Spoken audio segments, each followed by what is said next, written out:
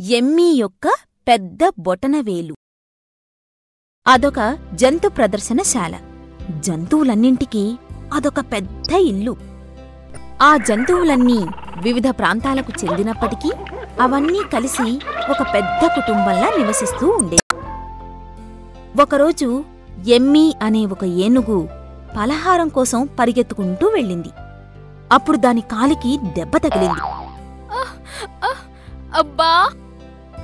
ఏమైంది? అయ్యో అబ్బా, నా కాలికి దెబ్బ తగిలింది. అమ్మా! కాస్త జాగ్రత్తగా ఉండలేవా ఎమ్మీ? ఉండు, డాక్టరుగానే తీసుకొనొస్తాను. ఎమ్మీ కాలికి దెబ్బ తగిలిందని తెలిసి జూలోని జంతువులన్నీ దాన్ని పలకరించడానికి పరిగెత్తుకుంటూ వచ్చాయి. అవి దానికోసం తేనెతో చేసిన రొట్టెలు తీసుకుని వచ్చాయి. డాక్టరు తన బ్యాగ్తో జూలోకి వచ్చాడు. అతడు ఎమ్మీ పాదాన్ని పరీక్షించి బ్యాగ్లో నుంచి ఒక బ్యాండేజిని తీశాడు. ఈ ప్లాస్టర్ వల్ల నొప్పి పుడుతుందా? లేదు, అదేమీ ఉండదు.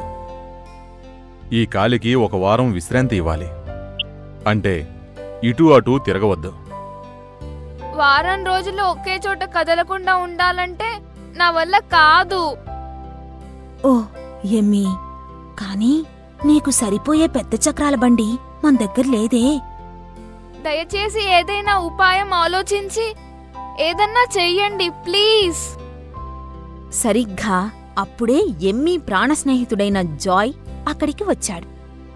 నువ్వు బాధపడకు, ఆ విషయాన్ని నాకు వదిలేయ్. జాయ్ అక్కడికి దగ్గర్లో ఉన్న ఒక టెలిఫోన్ ఫ్యాక్టరీకి వెళ్ళాడు.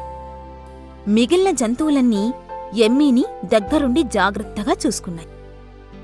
కొంతసేపటికి ఒక పెద్ద బండి జూ గేటు దగ్గరికి వచ్చింది. అదిగో అదిగో, బరువులెత్తే బండి ఇక్కడుంది. ఇప్పుడు ఎమ్మీ ఏ సమస్య లేకుండా జూ అంతా తిరగచ్చు. ఇది ఎమ్మీకి సరిగ్గా సరిపోతుంది. ఎమ్మీని జూ అంతా తిప్పడానికి ఇదే సరైన ఆలోచన. మీరంతా ఎంతో మంచివాళ్ళు. నా పట్ల తీసుకుంటున్న శ్రద్ధకు మీ అందరికీ చాలా థ్యాంక్స్.